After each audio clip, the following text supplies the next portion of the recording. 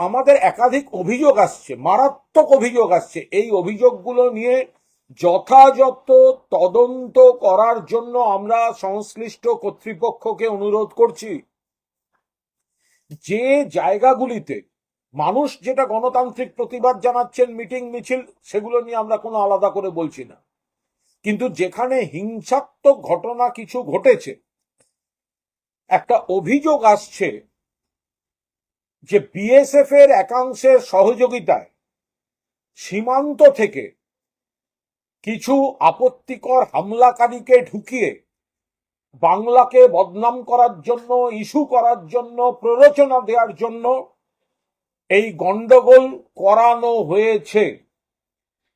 যে মুখগুলো গন্ডগোল করেছে তাদের মূল পান্ডাদের এলাকার মানুষ চিনতে পারছে না।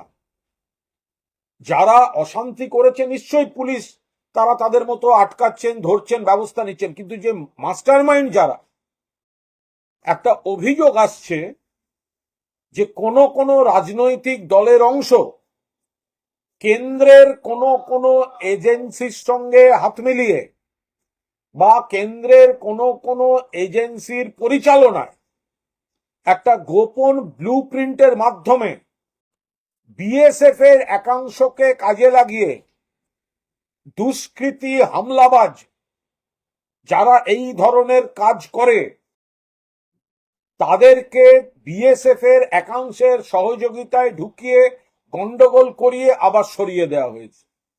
কারণ এদের যারা বেশি উস্কালো তাদের খুঁজে পাওয়া যাচ্ছে না এবং এলাকার মানুষ চিনতে পারছেন না। তারাই লোক খেপিয়েছে, তারাই আগুন জ্বেলেছে, তারাই গন্ডগোলটাকে তৈরি করে। আমরা শুধু বলছি আপনারা এতে পা দেবেন না, কারণ এতে বিজেপির এজেন্ডা। পশ্চিমবঙ্গে গন্ডগোল হলে, পশ্চিমবঙ্গে আগুন জ্বলার ছবি দেখালে কাদের লাভ? বিজেপির লাভ, আর বিজেপির বিটিং সিপিএম আর কংগ্রেসের লাভ, আর দু একটা দল যারা ওদের সঙ্গে আছে। আমরা তদন্ত দাবি করছি এই অভিযোগ ঠিক কিনা, যে কোন রাজনৈতিক দলের ওখানকার একটি অংশ, এটা একটা গভীর ষড়যন্ত্র, তারা বিএসএফ এর সঙ্গে একাংশের সঙ্গে হাত মিলিয়ে সীমান্ত দিয়ে কিছু হামলাকারী, হাঙ্গামাকারীকে ঢুকিয়ে এই কয়েকটা পকেটে করেছে, যাতে বিরোধীরা এবং বিজেপি পশ্চিমবঙ্গের এই ছবি দেখিয়ে পলিটিক্স করতে পারে।